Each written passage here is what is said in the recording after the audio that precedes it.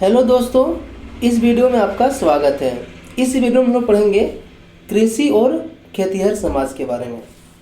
तो जो एग्रीकल्चर है, जिसे हम लोग हिंदी में कृषि भी बोलते हैं, ये दो शब्द से बना है। यानी कौन दो शब्द है, उसको बोलते हैं हम लोग एगोस और कल्चर। यानी ये एक लैटिन भाषा है।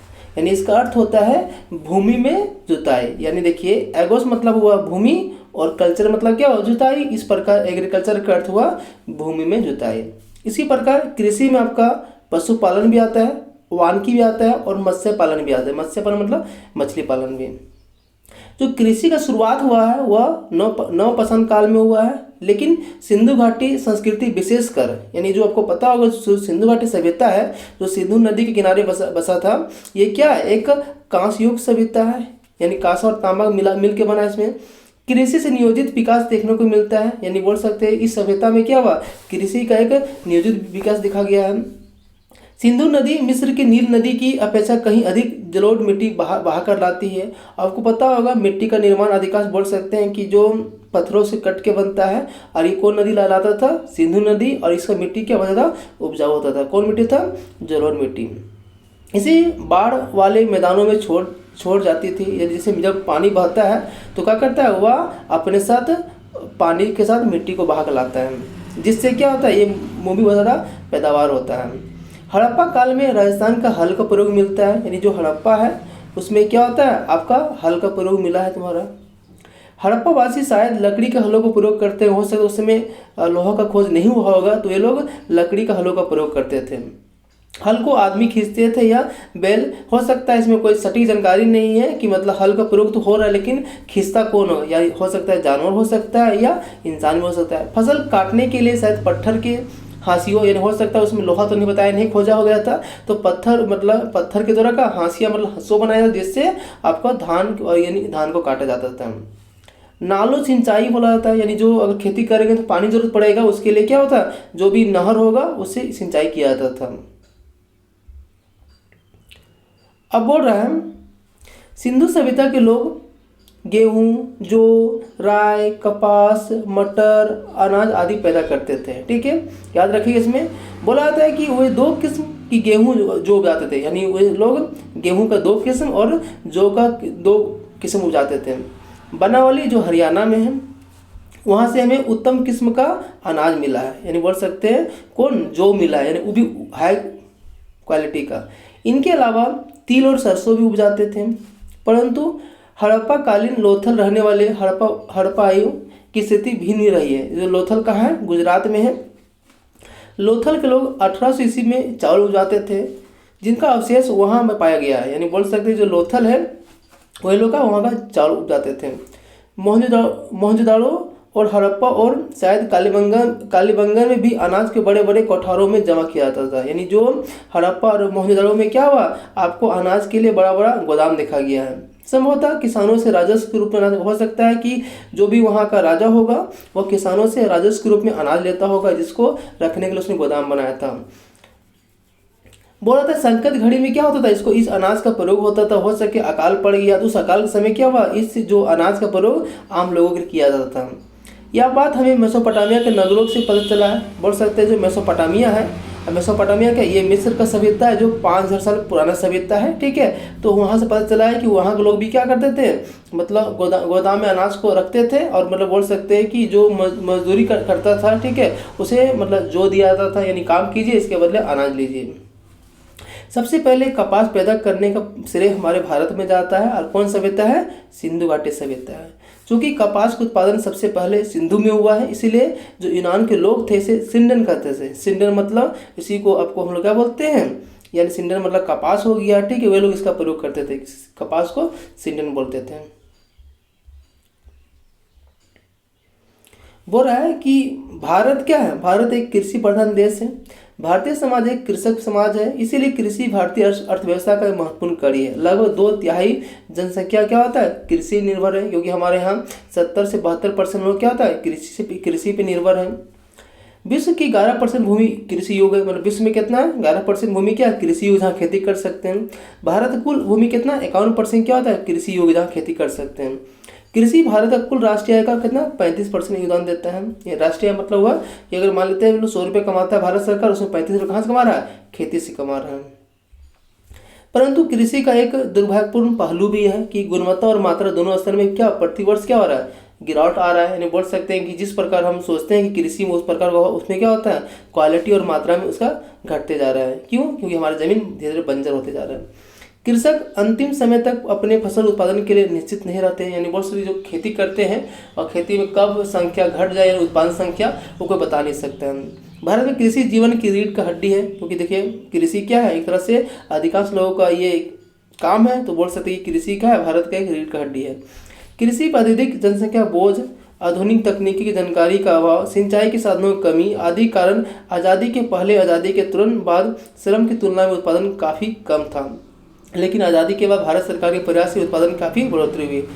पहले भी कृषि होता था आज़ादी से पहले, अभी भी कृषि हो रहा है, लेकिन पहले हम लोग आत्मनिर्भर नहीं थे। अब क्या होता है, हम कुछ फसलों में आत्मनिर्भर है। इस कारण क्या बोल सकते हैं, भारत सरकार ने अपने अथक प्रयास के कारण भारत में कृषि का पहले का अपेक्षा सुधार हुआ है।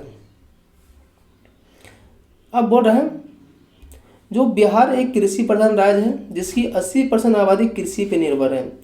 कृषि से ही राज्य के लोगों का जीविका का मुख्य आधार है। इस राज्य की 70% भूमि कृषि योग्य है, जिनमें 60% शुद्ध बोए गए क्षेत्र हैं। वास्तव में कृषि उनकी जीवन पद्धति बन गई है। बिहार में कृषि की महत्व के अनेक कारण हैं। इसका अधिकांश मैदानी भाग कृषि योग्य है। यानी जो बिहार है, बिहार के मतलब कृषि के लिए योग्य क्यों है, क्योंकि वहाँ का मैदानी भाग होता है और वो भी मिट्टी उपजाऊ होता है, जिससे कृषि करने में कोई समस्या नहीं होता है। कृषि का जो वाणिज्यीकरण होता है, औद्योगिकरण और आधुनिक तकनीक के परिचित ना होना इसका दुर्भाग्यपूर्ण पहलू है। अभी भी भारत में कृषि तो हो रहा है, लेकिन हम लोग कृषि का वाणिज्यीकरण नहीं कर पा रहे हैं। औद्योगिकरण, नए नए उद्योग मतलब नए नए टेक्नोलॉजी का प्रयोग नहीं कर रहे हैं, ठीक है, जिससे क्या हो रहा है, हमारे यहाँ कृषि का जो उत्पादन होता है वह कम होता है। वहीं विदेश में कम एरिया में ज़्यादा उत्पादन हो रहा है। क्यों? ये लोग क्या कर रहे हैं, नए नए सीडों का प्रयोग कर रहे हैं, नए नए टेक्नोलॉजी का प्रयोग कर रहे हैं, जिससे उनका उत्पादन ज़्यादा होता है। अब भी बिहार कृषि अधिकांश पुराने मतलब बोल रहा है कि अभी बिहार में क्या हो रहा है, कृषि पुराने तरीके से होता है। कृषि पर जनसंख्या की निरंतर बढ़ते बोझ है ना। अभी भी क्या हो रहा है भारत में, आपको पता होगा कि हमारे यहाँ जनसंख्या बढ़ते जा रहा है, ठीक है, क्योंकि हम लोग कृषि में ज़्यादा बोझ दे रहे हैं। उसके अलावा हो रहा है भू स्वामित्व, सिंचाई की कमी, छोटे बिखरे खेत, अपर्याप्त रासायनिक खाद के प्रयोग, खेती के पुराने ढंग, उत्तम बीज की कमी कारण क्या हो रहा है, हमारे यहाँ प्रति हेक्टेयर का उत्पादन कम होता है। क्या बोल सकते हैं, भारत में ये भी कृषि उत्पादन कम क्यों हो रहा है, क्योंकि पहला बात है कि जनसंख्या ज़्यादा बोझ हो गया आपका, सिंचाई का कमी है, बिखरे खेत होते हैं, अपर्याप्त रासायनिक खाद हमारे पास है, खेती पुराने ढंग से हो रहा है, उत्तम बीज का कमी है।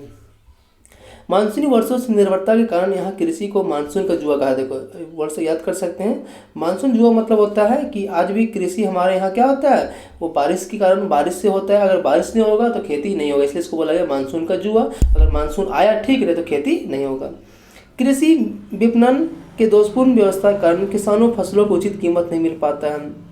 इन्हीं कारण से बिहार किसानों की दशा दयनीय है।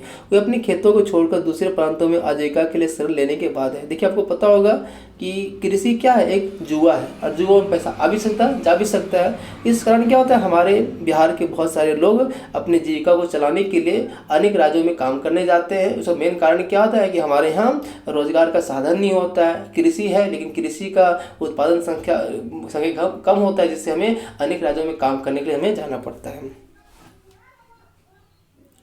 देखिए क्या बोल रहा है, भदय फसलें, यही फसलें मई जून में बोई जाती है, अगस्त सितंबर में काट ली जाती है, जिसमें मक्का, ज्वार, बाजरा, जूट, इसी को खरीफ फसल बोला जाता है। इत्यादि इस मौसम की मुख्य फसलें हैं। अगहनी देखिए आपका धान, कुल्थी, तिल, आलू, तिलहन, सब्जी, मकई, कपास, गन्ना, पटसन आदि क्या है, अगहनी फसल है। अब देखिए रबी फसल वाला बोल रहा है, ये बसंत ऋतु की फसल होती है जिसकी बुआई अक्टूबर नवंबर में होती है। ये फसलें मार्च अप्रैल तक तैयार हो जाती है। इन फसलों के उत्पादन सिंचाई के लिए अधिक आवश्यकता पड़ती है। गेहूँ सर्वप्रमुख रबी फसल है। गेहूँ के अतिरिक्त जौ, चना, मटर, सरसों, मसूर, खेसारी, अरहर इत्यादि क्या है, फसलें भी बड़ी मात्रा उगाई जाती है। देखिए आपको पता होगा कि हमारे यहाँ 3 फसल उगाया जाता है, रबी, खरीफ, जायद। तो जो खरीफ है उसमें धान आ गया आपका, रबी में गेहूँ आ गया, और जायद में कौन है, जितना मस्क मेलन हो गया, वाटर मेलन क्या होता है, तरबूज खरबूज आपका जायद फसल में आता है। देखिए गर्मा फसल हो गया, ये ग्रीष्मकालीन फसलें हैं जिनकी खेती न उन क्षेत्रों में होती है जहाँ नियमित सिंचाई की व्यवस्था है। इनकी बुआई मार्च अप्रैल में होती है, कटाई जून महीने में होती है। ग्रीष्मकालीन जिसमें धान, मकई, मूंग, चना, आम, केला, तरबूज, ककड़ी, सब्जी एवं प्याज मुख्य फसलें हैं। देखिए अब बोल रहा है मतलब कुछ बिहार के कुछ खाद्य फसलें हैं। देखिए जिसमें धान, गेहूँ, मक्का, ज्वार, बाजरा, चना, जौ, दलहन, तेलहन इत्यादि हैं। इसके अब बोल रहा है कि व्यावसायिक और नकदी फसलें, कॉमर्शियल पेश क्रॉप क्या होता है, ये ना तुरंत नगद पैसा देता है, जिसमें देखिए कौन आता है, गन्ना, पटसन, कपास, तंबाकू, आलू, तिलहन, दलहन, लाल मिर्च, क्या है सबको व्यावसायिक मतलब बाजार में बेचने के लिए उगाया जाता है। पेय पदार्थ देखिए पीने के लिए होता है इसमें, जिसमें आपका चाय, कॉफ़ी आ गया। देखिए रेशेदार हो गया, देखिए कपास, जूट, रेशम। फल में देखिए आम, केला, लीची, अमरूद इत्यादि। मसाले में लाल मिर्च, लहसुन, हल्दी, धनिया, मेथी सब क्या है आपका बोल सकते हैं प्रमुख मसाले हैं। चलिए देखते हैं चावल के बारे में। तो जो चावल या धान बोल सकते हैं इसको, चावल बिहार का प्रमुख फसल है। जलवायु कैसे से इसको धान को उष्ण जलवायु फसल बोला जाता है। इसको तापमान 20 डिग्री से 200 डिग्री सेल्सियस है। इसको बोला मिट्टी कैसे होना चाहिए, दोमट मिट्टी होना चाहिए, है ना।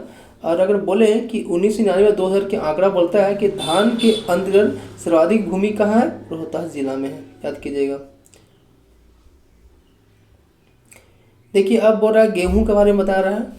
गेहूं बिहार का दूसरा प्रमुख खाद्यान्न फसल है, जिसमें जलवायु शीतोष्ण कटिबंधीय है, ठीक है, और तापमान 10 डिग्री सेल्सियस से 15 डिग्री सेल्सियस बोला जाता है। अब देखिए ये होगा बोते समय, और पकते समय क्या हो रहा है 20 डिग्री से लेकर 30 डिग्री सेल्सियस। वर्षा 50 सेंटीमीटर से लेकर 75 सेंटीमीटर। मिट्टी हल्के दोमट मिट्टी। क्षेत्र रोहतास, पूर्वी चंपारण, सिवान। अब देखिए मकई या मक्का बिहार के खाद्यान्न में चावल गेहूं के बाद तीसरा आता है। जलवायु गर्म एवं आर्द्र जलवायु होता है। तापमान 25 डिग्री से 30 डिग्री सेल्सियस हो गया। वर्षा 50 सेंटीमीटर से 100 सेंटीमीटर है। मिट्टी नाइट्रोजन युक्त गहरी दोमट मिट्टी होना चाहिए। क्षेत्र में सारण, सीवान, गोपालगंज, मुजफ्फरपुर, वैशाली, पूर्वी चंपारण, पश्चिमी चंपारण, समस्तीपुर, बेगूसराय, खगड़िया, सहरसा, मधेपुर, पूर्णिया, कटिहार इत्यादि आता है। अब देखिए क्या बोल रहा है, भारत की लगभग 70% जनसंख्या कृषि पर निर्भर है, अर्थात भारत का समाज खेतिहर समाज है। कृषि की जानकारी हुई तो लोगों के पास साधन कमी थे, क्योंकि कृषि एक सहयोग मात्र है। बोल सकते हैं कृषि है, हमें जानकारी है, लेकिन क्या होता है कृषि करने के लिए हमारे पास साधन का कमी है। देखिए बोल रहा है सभ्यता की शुरुआत जहाँ जंगल अधिक था वहाँ लोगों ने जंगल को काट कर खेती करना शुरुआत कर दिया। आज भी पहाड़ी क्षेत्रों में बहुत से आदिवासी समाज झूम खेती, इसका नाम क्या है झूम खेती। झूम खेती क्या होता है देखिए बताते हैं आपको। जो झूम खेती होता है ना, इसी का शिफ्टिंग कल्टीवेशन बोला जाता है। ये पार्टिकुलर एरिया का जंगल को काट दिया जाता है, जैसे यहाँ पेड़ है, ठीक है, इसको काट दिया गया। अब कटने के बाद क्या हुआ, कुछ टाइम बाद ये सूख जाएगा ये पेड़, फिर से यहाँ आग लगा दिया जाता है, ठीक है। आग लगने के बाद क्या होता है, यहाँ इसका राख बचता है, और जैसे मानसून का पहला बारिश होगा, जून में हो जाता है बारिश, फिर यहाँ खेती कर दिया जाता है। कुछ टाइम के लिए यहाँ खेती किया जाएगा, फिर क्या हुआ एक नया जगह तलाश किया जाएगा, फिर वही प्रोसेस किया जाएगा, इसलिए इसको झूम खेती या सेफ्टी एग्रीकल्चर भी कहा जाता है। अब देखिए बोल रहा है पारंपरिक खेती, देखिए क्या बोल रहा है, इसके तहत कृषक पारंपरिक खेती करते हैं। फसल उत्पादन से ही कुछ चीज़ें अगले साल के लिए रख देते हैं। सिंचाई के लिए वर्षा पर निर्भर करते हैं। भारत में वर्षा मानसून से होती है, और भी हमारा बारिश क्या अनिश्चित होता है, कभी अतिवृष्टि, कभी को ओला हो जाता है, ठीक है। इसके अलावा कभी कभी ज़्यादा बारिश हो जाती है, जिससे क्या होता है खेती करने में प्रॉब्लम होता है। कृषि का अधिकांश कार्य जानवरों द्वारा किया जाता है। आज भी हमारे क्या होता है खेती जानवरों द्वारा किया जाता है। इसके द्वारा जब हम लोग खेती करते हैं तो कुछ बीज को अगले साल के लिए रख लेते हैं। इस प्रकार पारंपरिक कृषि का उत्पादन अधिक नहीं होता है। एक ही बीज को बराबर लगाने से उसकी गुणवत्ता घट जाता है। आपको पता होगा बार बार एक ही सीड का प्रयोग करने से क्या होता है उसका क्वालिटी घट जाता है। इसके अलावा कि मिट्टी का जो उर्वरा होता है उससे शक्ति भी कमी आता है। कारण क्या होता है कि हम कुछ रासायनिक चीज़ का प्रयोग नहीं कर रहे, कुछ खाद का प्रयोग नहीं, इसका क्या होता है घट जाता है। आज़ादी के पूर्व ब्रिटिश सरकार की नीति भू व्यवस्था, आपको पता होगा कि हमारे यहाँ जमींदारी व्यवस्था, रेतवाड़ी व्यवस्था, महलवाड़ी व्यवस्था, इस कारण क्या हुआ, हमारे यहाँ किसानों का शोषण हुआ और हमारा कृषि का व्यवस्था पूरी तरह से खत्म हो गया। इसके अलावा हमारे पास पर्याप्त सिंचाई का व्यवस्था नहीं था, हमारे पास पर्याप्त टेक्नोलॉजी नहीं था, इस कारण क्या हुआ, हमारे यहाँ खेती उतनी तरह से होता नहीं था। खेती हो रहा है लेकिन उत्पादन कम होता था।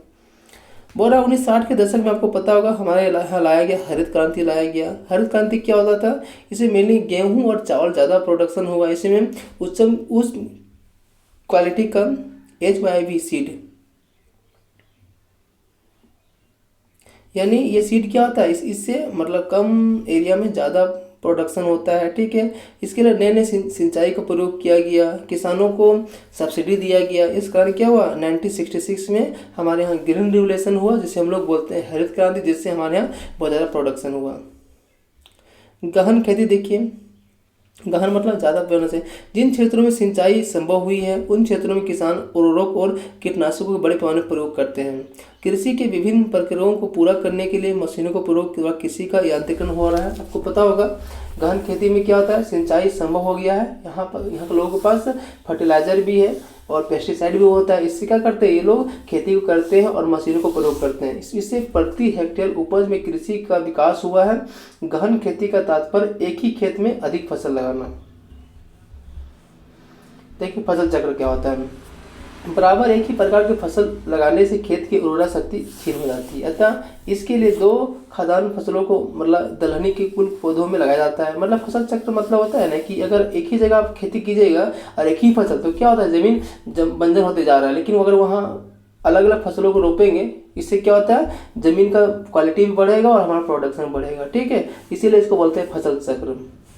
मिश्रित खेती क्या हो रहा है, एक ही खेत में समान समय में दो या तीन फसल लगाना, ठीक है। यानी अगर आलू लगा दिए, इसमें सपोज बोल देते हैं मूली लगा दिए, गाजर लगा दिए, पालक सा लगा दिए, इसको बोला जाता है मिश्रित खेती। रोपण या बगानी क्या होता है, ये मेनली जो आपका देखिए रोपण कृषि एक विशेष प्रकार की झाड़ी कृषि अथवा वृक्ष कृषि है। 19वीं शताब्दी में अंग्रेजों ने इसको शुरुआत किया था, जिसमें ये एक एकल फसल कृषि, एकल फसल मतलब होता है एक ही फसल रोपा जाता है, जिसमें रबर हो सकता है, चाय हो सकता है, कहवा, कोको, मसाले, नारियल, फलों को इसमें लगाता है। फल में देखिए कौन आएगा, सेब, अंगूर, संतरा आदि उगाई जाती है। इस प्रकार खेती में अधिक पूंजी की आवश्यकता पड़ती है, क्योंकि जो रोपण कृषि में बहुत बड़ा एरिया में खेती किया जाता है। इसके लिए हमारे पास टेक्नोलॉजी भी होना चाहिए, लेबर भी होना चाहिए, तभी हम खेती कर सकते हैं। ये भारत के अधिकांश उत्तर पूर्वी भारत में होता है, जिसमें देखिए पश्चिम बंगाल और कुछ हिमालय क्षेत्र है, जिसमें देखिए भारत के नीलगिरी, अनामलाई और इलायची के पहाड़ियाँ, यहाँ क्या होता है, रोपण और बागानी खेती होता है। अब हो रहा है ग्रामीण अर्थव्यवस्था में इसकी जरूरत। ग्रामीण अर्थव्यवस्था में विभिन्न प्रकार की खेतियों की काफ़ी आवश्यकता है, क्योंकि ग्रामीण जनसंख्या अधिकांश भाग कृषि पर निर्भर है। जनसंख्या तीव्र गति से बढ़ रही है एवं अधिक आय के लिए कृषकों के आधुनिक ढंग से विभिन्न प्रकार की खेती करने की आवश्यकता है। कृषि के आधुनिकीकरण से मृदा की उर्वरा शक्ति पुनः प्राप्त हो जाती है। साथ साथ अधिक उत्पादन से अर्थव्यवस्था में एक तरह से क्या बढ़ सकते हैं कि अगर हम ज़्यादा उत्पादन करने से हमारे पास ज़्यादा आएगा तो देश की अर्थव्यवस्था के लिए मजबूती प्रदान करेगा। नकदी फसल करने से उद्योग में बढ़ोतरी के साथ साथ कृषकों को अच्छी आमदनी होती है।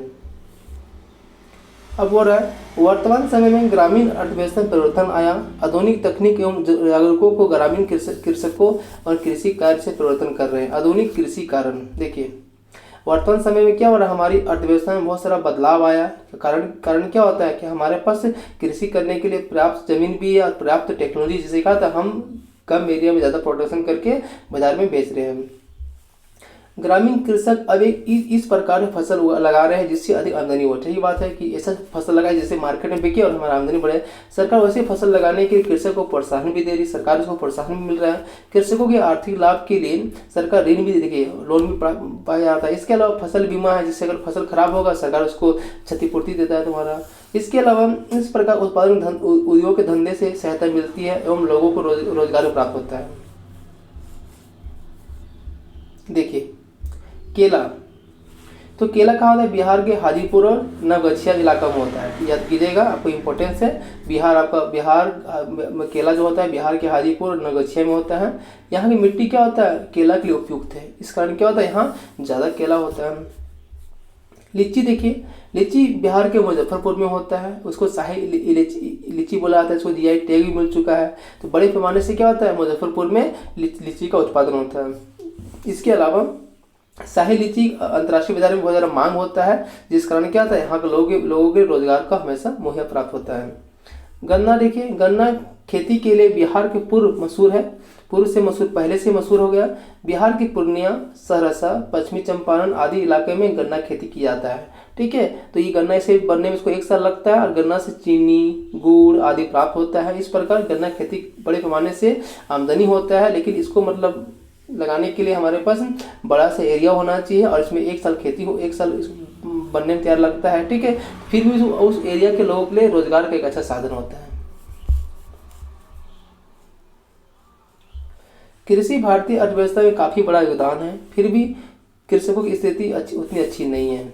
जो कृषकों की आत्महत्या कर ले, आपको पता होगा किसान लोग आत्महत्या कर लेते हैं। कारण क्या होता है? सरकार इन पर ध्यान नहीं दे रही है, इनके लोन को माफ़ नहीं करती है, ये लोग बार बार नुकसान के कारण क्या होता है? अपने घर वर जमीन को बेचना पड़ता है। इस कारण क्या ये लोग अपने धंधों को चेंज कर देते हैं। इसलिए हमें क्या करना चाहिए? सरकार के द्वारा इन्हें ठोस एक मुहैया प्रदान करना चाहिए ताकि ये लोग कृषि करें और हमारे देश की अर्थव्यवस्था का योगदान दे सकें।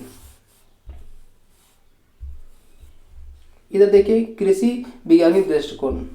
कृषि में वैज्ञानिक दृष्टिकोण कृषकों के लिए काफ़ी लाभदायक होगा। पारंपरिक खेती से किसानों की उपज अच्छी नहीं होती है, जहां एक ही बीज बार बार प्रयोग करने से बीज की गुणवत्ता छीन हो जाती है। एक प्रकार के खाद्यान्न लगाने से मृदा की उर्वरक शक्ति भी छीन पड़ जाती है। सिंचाई के लिए वर्षा निर्भरता से या अनावृष्टि के कारण फसल सूख जाता है, अतिवृष्टि के कारण फसल नष्ट हो जाता है। लेकिन वैज्ञानिक पद्धति से आने से उत्पादन, देखिए वैज्ञानिक दृष्टिकोण मतलब क्या होता है? ये हम जो खेती कर रहे हैं वो पारंपरिक खेती कर रहे हैं और एक ही बार बीज प्रयोग करने से क्या होता है? उसका क्वालिटी और क्वांटिटी दोनों घट जाता है। लेकिन अगर हम लोग वैज्ञानिक दृष्टिकोण से खेती करेंगे तो हमारे पास जो ज़मीन है उसमें ज़्यादा प्रोडक्शन होगा और फसल बर्बाद होने की संभावना भी घट जाएगा। इसीलिए हमें किसानों को इसके बारे में जागरूक करना चाहिए, जिससे लोग खेती करें और ज़्यादा पैदावार कर सकें। आगे देखिए, सिंचाई की तरह तरह के साधन होने से पौधों में नमी हमेशा बनी रहती है। आधुनिक यंत्रों के कारण समय पर कृषि कार्य संभव होता है। देखिए आपको पता होगा कि जो वैज्ञानिक कृषि क्या होता है, ये बारिश से निर्भर नहीं होता है। ये खेती करने के लिए इसके पास सिंचाई का साधन होता है। कम पानी के द्वारा ज़्यादा खेती किया जाता है, जिससे इनके उत्पादन हमेशा बढ़ते रहता है और किसानों को नुकसान होने की संभावना बहुत ज़्यादा कम होता है। देखिए बोला गया, इसी कारण 1960 के दशक में हरित क्रांति आई। आपको पता होगा 1960 के दशक देखिए मतलब 1966 में हमारे यहाँ कृषि क्रांति यानी हरित क्रांति है, जिससे कुछ particular area Punjab, Haryana, western UP में क्या हुआ? इसका लाभ हुआ और हमारे यहाँ भारत क्या हुआ? कृषि और गेहूँ के मामले में आत्मनिर्भर हो गया। देखिए कुछ दिया गया है, दलहन फसल वाले पौधे की जड़ की गांठ में पाया जाता है। तो क्या पाया जाता है? आपका दलहन में पाया जाएगा आपका नाइट्रोजन, हो गया। ठीक है, शाही लीची कहाँ हो गया? आपका मुजफ्फरपुर हो गया।